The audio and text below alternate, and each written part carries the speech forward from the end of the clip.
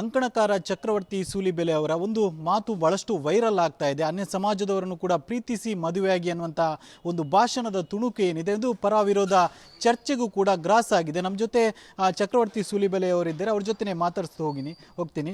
ನಿಮ್ಮ ಈಗೊಂದು ಭಾಷಣದ ತುಣುಕು ಬಹಳಷ್ಟು ವೈರಲ್ ಆಗ್ತಿದೆ, ಏನು ಹೇಳ್ತೀರಾ?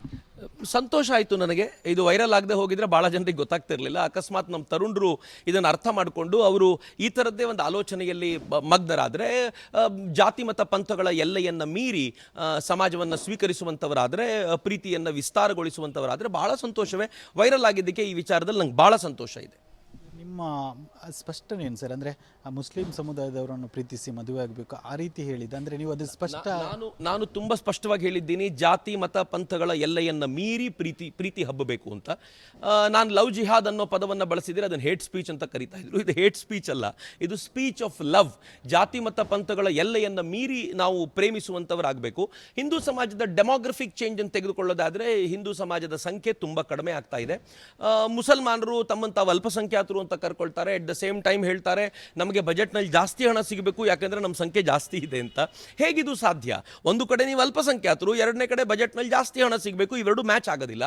ಅಂದರೆ ಎಲ್ಲೋ ಒಂದು ಕಡೆ ಈ ಡೆಮೋಗ್ರಫಿಕ್ ಚೇಂಜ್ ಭಾರತವನ್ನು ಕಿತ್ತು ತಿಂತಾ ಇದೆ. ಬಾಂಗ್ಲಾದೇಶದಿಂದ ಜನ ಬರ್ತಾರೆ, ರೋಹಿಂಗ್ಯಾಗಳು ಬರ್ತಾರೆ, ಅನ್ಯಮತೀಯರನ್ನು ಮದುವೆಯಾಗಿ ಸಂಖ್ಯೆಯನ್ನು ವೃದ್ಧಿಸಿಕೊಳ್ತಾರೆ.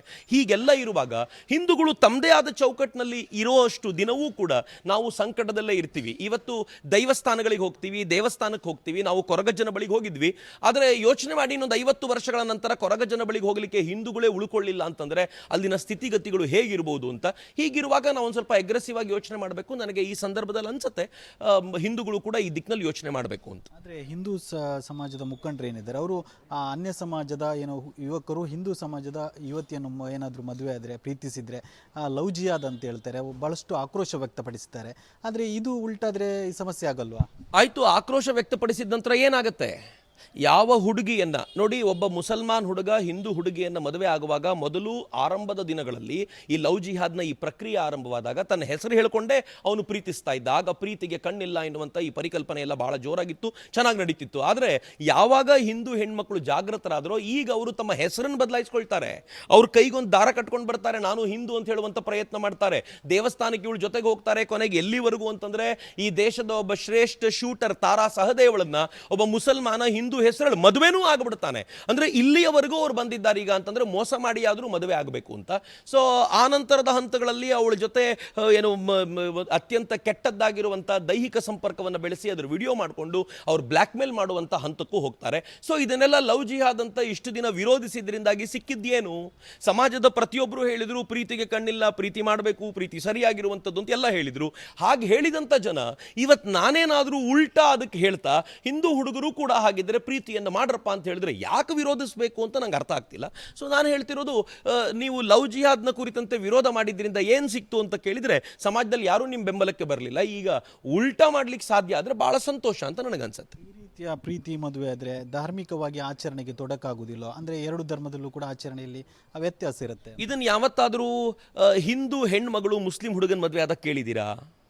ಯಾವತ್ತಾದರೂ ಪೊಲೀಸ್ ಸ್ಟೇಷನ್ನಲ್ಲಿ ಅಲ್ಲ ಕಣಮ್ಮ, ನೀನೊಬ್ಬ ಹಿಂದೂ ಹುಡುಗಿ ನೀನೊಬ್ಬ ಮುಸ್ಲಿಂ ಹುಡುಗನನ್ನು ಮದುವೆ ಆದರೆ ಧಾರ್ಮಿಕ ಆಚರಣೆಯಲ್ಲಿ ತೊಂದರೆ ಆಗೋದಿಲ್ವಾ ಅಂತ ಕೇಳಿದ್ದೀರಾ ಅಂತ ಕೇಳಿದರೆ ಯಾರೂ ಕೇಳಲಿಲ್ಲ. ಹಿಂದೂ ಧರ್ಮದ ವೈಶಿಷ್ಟ್ಯ ಏನು ಅಂತಂದರೆ ಏಕಂ ಸತ್ ವಿಪ್ರಾಹ ಬಹುಧಾ ವದಂತಿ, ನಮ್ಮದು ಒಂದೇ ಸತ್ಯವನ್ನು ಬಲ್ಲವರು ನೂರಾರು ಹೆಸರುಗಳಿಂದ ಕರೀತಾರೆ. ಹೀಗಾಗಿ ಅನೇಕ ಬಗೆಯ ಆಚರಣೆಗಳಿಗೆ ಇಲ್ಲಿ ಅವಕಾಶ ಇದೆ, ನಮಗೇನೂ ಸಮಸ್ಯೆ ಇಲ್ಲ. ಯಾವುದಾದ್ರೂ ಒಂದು ಹೆಣ್ಮಗಳು ಜಾತಿಯನ್ನು ಮೀರಿ ಮದುವೆ ಆದಾಗಲೂ ಕೂಡ ಅನೇಕರು ಹೇಳ್ತಾರೆ ಈ ಜಾತಿಯಿಂದ ಆ ಜಾತಿಗೆ ಮದುವೆ ಎಲ್ಲ ಆದರೆ ಅವರಿಗೆ ಆಚರಣೆಗಳಿಗೆ ಹೊಂದ್ಕೊಳ್ಳೋದು ಕಷ್ಟ ಅಂತ. ಹಿಂದೂ ಧರ್ಮದಲ್ಲಿ ಇಂಥ ಆಚರಣೆಗಳಿಗೆ ಹೊಂದಿಕೊಳ್ಳೋದು ಇತರ ಎಲ್ಲ ಮತಗಳಿಗಿಂತಲೂ ಸುಲಭ. ಆದ್ದರಿಂದ ನಾನು ತುಂಬ ಸ್ಪಷ್ಟವಾಗಿ ಹೇಳಬಲ್ಲೆ, ಅಕಸ್ಮಾತ್ ಯಾವುದಾದ್ರೂ ಒಂದು ಬೇರೆ ಧರ್ಮದ ಹುಡುಗಿ ಏನಾದರೂ ಬರ್ತಾಳೆ ಅಂತಾದರೆ, ಬೇರೆ ಜಾತಿಯ ಹುಡುಗಿ ಮತ್ತೊಂದು ಜಾತಿಯವನ್ನ ಮದುವೆ ಆಗ್ತಾಳೆ ಅಂತಂದರೆ ಬಹಳ ಬೇಗ ಅವರು ಇಲ್ಲಿನ ಆಚರಣೆಗಳಿಗೆ ಹೊಂದಿಕೊಳ್ಬೋದು. ಇಲ್ಲಿಂದ ಅಲ್ಲಿಗೆ ಹೋಗಬೇಕಾದ್ರೆ ಬಹಳ ಕಷ್ಟ. ಯಾಕೆಂದರೆ ಒಂದೇ ದೇವರು, ಒಂದೇ ಪುಸ್ತಕ, ಒಬ್ಬನೇ ವ್ಯಕ್ತಿ ಅನ್ನೋದನ್ನು ಒಪ್ಪಿಕೊಳ್ಳೋದು. ಯಾರು ಲೈಬ್ರರಿಯನ್ನೇ ಧರ್ಮ ಗ್ರಂಥ ಅಂತ ಭಾವಿಸಿದ್ದಾರೋ, ಯಾರೋ 33 ಕೋಟಿ ದೇವತೆಗಳನ್ನು ಅರ್ಚಿಸಿದ್ದಾರೋ ಅವರಿಗೆ ಎಲ್ರಿಗೂ ಒಂದೊಂದನ್ನೇ ಭಾವಿಸೋದು, ಒಂದೊಂದನ್ನೇ ಪೂಜಿಸೋದು ಬಹಳ ಕಷ್ಟ ಆಗ್ಬೋದು. ಆದರೆ ಅಲ್ಲಿಂದ ಇಲ್ಲಿಗೆ ಬಂದವರಿಗೆ ಆ ಥರದ ಕಷ್ಟ ಆಗಲಿಕ್ಕಿಲ್ಲ ಅಂತ ನನಗನ್ಸುತ್ತೆ. ಭಾಷಣದ ಕಾರ್ಯಕ್ರಮ ಏನಿತ್ತು ಅಲ್ಲಿ ಶರಣ್ ಪಂಪೆಲ್ ಸೇರಿದಂತೆ ಹಿಂದೂ ಮುಖಂಡರು ಕೂಡ ಇದ್ರು. ಅವರು ಇದಕ್ಕೆ ಸಮ್ಮತಿ ಅಂತ ಹೇಳಿದ್ರೆ ಹೇಗೆ? ನಾನು ಅವ್ರ ಜೊತೆ ಈ ವಿಚಾರವಾಗಿ ಚರ್ಚೆ ಮಾಡಲಿಲ್ಲ. ಇದು ನನ್ನ ಅಭಿಪ್ರಾಯ. ಸ್ವೀಕಾರ ಮಾಡಿದರೆ ಮಾಡ್ಬೋದು, ಬಿಟ್ಟರೆ ಬಿಡ್ಬೋದು. ಆದರೆ ನಾನು ಸಹಜವಾಗಿ ಸಮಾಜಕ್ಕೆ ಕೇಳ್ಕೊಳ್ತಾ ಇದ್ದೀನಿ ಏನು ಅಂತಂದರೆ, ನೀವು ಹಿಂದೂ ಹೆಣ್ಮಕ್ಕಳು ಹೋದಾಗ ಅಥವಾ ಯಾವುದೋ ಒಬ್ಬ ಮುಸಲ್ಮಾನ ಹುಡುಗ ವ್ಯವಸ್ಥಿತವಾದ ಸಂಚಿನ ಅಡಿಯಲ್ಲಿ ಅದನ್ನು ಪ್ರೀತಿಸಿ ಕರ್ಕೊಂಡು ಹೋದಾಗ ಅದಕ್ಕೆ ಪ್ರೀತಿ ಅನ್ನೋ ಚಿತ್ರಣವನ್ನು ಕೊಡೋದಾದರೆ, ನಾವುಗಳು ಕೂಡ ಆ ಪ್ರೀತಿ ಅನ್ನೋ ಆ ಈ ಛಾಯೆಯನ್ನೇ ಬಳಸ್ಕೊಳ್ಬೇಕಾಗಿರುವಂಥ ಅನಿವಾರ್ಯತೆ ಕ್ರಿಯೇಟ್ ಆಗಿದೆ. ಮತ್ತು ಹಿಂದೂ ಗಂಡು ಮಕ್ಕಳ ಬಗ್ಗೆ ನಮಗೊಂದು ವಿಶ್ವಾಸ ಏನಿದೆ ಅಂತಂದರೆ, ಹಿಂದೂ ಪದ್ಧತಿಯಲ್ಲಿ 4 ಮದುವೆಗೆ ಅವಕಾಶ ಇಲ್ಲ. 5ನೇದು ಆಗಬೇಕು ಅಂತಂದರೆ 4ನೇದು ಬಿಟ್ಟು 5ನೇದು ಆಗ್ಬೋದು ಅನ್ನೋಂಥದ್ದು ಏನಿಲ್ಲ. ನಮ್ಮದು ಒಂದೇ ಮದುವೆ, ಅಕಸ್ಮಾತ್ 2ನೇದು ಆಗಬೇಕು ಅಂದರೆ ಡೈವರ್ಸ್ ಕೊಟ್ಟ ಮೇಲೆ ಮಾತ್ರ ಸಾಧ್ಯ. ಹೀಗಾಗಿ ಯಾವ್ಯಾವ ಹೆಣ್ಣು ಮಕ್ಕಳನ್ನು ಇವರು ಮದುವೆ ಆಗ್ತಾರೋ ಅತ್ಯಂತ ಶ್ರದ್ಧೆಯಿಂದ ಮದುವೆ ಆಗ್ತಾರೆ ಮತ್ತು ಅವರನ್ನು ತುಂಬ ಚೆನ್ನಾಗಿ ನೋಡ್ಕೊಳ್ತಾರೆ ಅನ್ನೋಂಥ ವಿಶ್ವಾಸ ನನಗಿರೋದ್ರಿಂದ ಈ ಪ್ರೀತಿ ಆ ಪ್ರೀತಿಗಿಂತ ಸುದೀರ್ಘವಾಗಿ ಬಾಳತ್ತೆ ಅನ್ನುವ ನಂಬಿಕೆಯೂ ನನಗಿದೆ. ಮಕ್ಕಳ ಸಂಖ್ಯೆ ಕೂಡ ಮಾತಾಡಿದ್ರೆ, ಹಾಗಾದ್ರೆ ಹಿಂದೂಗಳ ಮಕ್ಕಳ ಸಂಖ್ಯೆ ಏರಿಕೆ ಆಗುವಂಥ ಅಗತ್ಯತೆ ಇದೆಯಾ ಈಗ? ನಾನು ಹಿಂದೂಗಳ ಮಕ್ಕಳ ಸಂಖ್ಯೆ ಅಂತ ಹೇಳಲ್ಲ, ಒಟ್ಟಾರೆ ಹಿಂದೂಗಳ ಸಂಖ್ಯೆಯೇ ಏರಿಕೆಯಾಗುವಂಥ ಅಗತ್ಯ ಇದೆ.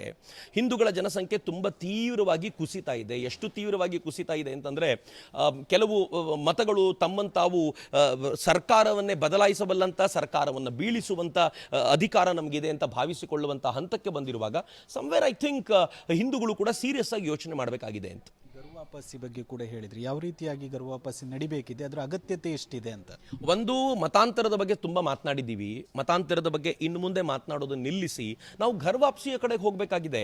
ಈ ದೇಶ ತನ್ನ ಹಳೆಯ ಗ್ಲೋರಿಗೆ ಮರಳುತ್ತಾ ಇದೆ. ಒಂದು ಕಾಲ ಇತ್ತು ಈ ದೇಶದಲ್ಲಿ ಮೊಘಲರಿದ್ರು, ಈ ದೇಶದಲ್ಲಿ ಅರಬ್ಬರು ಆಳ್ತಾ ಇದ್ರು, ಈ ದೇಶವನ್ನು ಕೆಲವು ಪ್ರಾಂತಗಳನ್ನು ಬೇರೆ ಬೇರೆ ಬೇರೆ ಬೇರೆ ಬೇರೆ ರಾಜರುಗಳು ಆಳ್ತಾ ಇರುವಾಗ ವಾಪಸ್ ಬರುವಂಥ ಪರಿಸ್ಥಿತಿ ಯಾರಿಗೂ ಇರಲಿಲ್ಲ. ಆದರೆ ಈಗ ಒಂದು ಸಮರ್ಥವಾಗಿರುವಂಥ ಭಾರತೀಯತೆಯನ್ನು ಪ್ರತಿಬಿಂಬಿಸುವಂಥವರೆಲ್ಲರೂ ಇರುವಾಗ ಈಗ ನಮಗಿರುವಂಥ ದೊಡ್ಡ ಜವಾಬ್ದಾರಿ ಏನು ಅಂದರೆ, ಯಾರು ಯಾವುದೋ ಒಂದು ಕಾಲಘಟ್ಟದಲ್ಲಿ ಕತ್ತಿಗೆ ಹೆದರಿ ಹೋಗಿದ್ರೋ ಅವರ ಇವತ್ತಿನ ಪೀಳಿಗೆಯನ್ನು ವಾಪಸ್ ಕರ್ಕೊಂಡು ಬರಬೇಕಾಗಿರೋದು ನಮ್ಮದೇ ಹೊಣೆಗಾರಿಕೆ. ಇದು ತರುಣ ಪೀಳಿಗೆಯಾಗಿ ನಾವು ತೆಗೆದುಕೊಳ್ಬೇಕಾಗಿರುವಂಥ ಬಹಳ ದೊಡ್ಡ ಹೊಣೆಗಾರಿಕೆ ಅಂತ ನಾನು ಭಾವಿಸ್ತೀನಿ. ಹೀಗಾಗಿ ತರುಣ ಪೀಳಿಗೆಗೆ ಈ ವಿಚಾರವಾಗಿ ಹೇಳಬೇಕು, ಸತ್ಯವನ್ನು ಹೇಳಬೇಕು. ಇವತ್ತೊಂದು ಛಾವಾ ಮೂವಿ ಬಂದ ನಂತರ ಹೇಗೆ ಶಿವಾಜಿಯ ಮಗನಿಗೆ ಯಾವ ಥರದ ಟಾರ್ಚರ್ ಆಗಿತ್ತು ಅಂತ ಇವತ್ತು ಅರ್ಥ ಆಗ್ತಿದೆಯೋ, ಹಾಗೆ ನಮ್ಮ ತರುಣ ಪೀಳಿಗೆಗೆ ಈ ದೇಶದಲ್ಲಿ ಯಾರ್ಯಾರು ಕನ್ವರ್ಟ್ ಆಗಿದ್ದಾರೆ, ನಂಗೆ ಮುಸಲ್ಮಾನರ ಬಗ್ಗೆ ದ್ವೇಷ ಇಲ್ಲ, ನನಗೆ ಮುನೀರ್ ಕಾಟಿಪಳ್ಳರ ಮೇಲೂ ಪ್ರೀತಿ ಇದೆ. ಯಾಕೆಂದರೆ ಯಾವುದೋ ಒಂದು ಕಾಲದಲ್ಲಿ ಪಾಪ ಕತ್ತಿಗೆದ್ರಿ ಅವ್ರ ತಾತನೋ ಮುತ್ತಾತನೋ ಕನ್ವರ್ಟ್ ಆಗಿರೋದು. ಇವತ್ತು ಮುನೀರ್ ಕಾಟಿಪಳ್ಳ ವಾಪಸ್ ಬರ್ತಾರೆ ಅಂದರೆ ಯಾವುದಾದ್ರೂ ಒಂದು ಸಮಾಜಕ್ಕೆ ತೆಗೆದುಕೋಬೇಕು ಅವರನ್ನು. ಹೀಗಾಗಿ ನನಗೆ ಅವ್ರ ಬಗ್ಗೆ ಯಾವ ಅಭ್ಯಂತರವೂ ಇಲ್ಲ. ಆದರೆ ನಮ್ಮ ತರುಣರನ್ನು ಈ ಕುರಿತಂತೆ ನಾವು ಅವರಿಗೆ ತಿಳಿಸಿ ಕೊಡಬೇಕಾಗಿದೆ. ಈ ಥರ ಆಗಿದೆ, ಅವರನ್ನು ದ್ವೇಷಿಸಬೇಕಾದಂಥ ಅಗತ್ಯ ಇಲ್ಲ. ಒಂದು ಕಾಲದಲ್ಲಿ ನಮ್ಮವರೇ ಆಗಿದ್ದರೂ ವಾಪಸ್ ಕರೆಸ್ಕೊಳ್ಬೇಕಾದಂಥ ಅಗತ್ಯ ಇದೆ ಅಂತ ಅವ್ರಿಗೆ ಟ್ರೈನ್ ಮಾಡಬೇಕಾಗಿದೆ ಅಂತ ನಾನು ಅಂದ್ಕೊಳ್ತೀನಿ.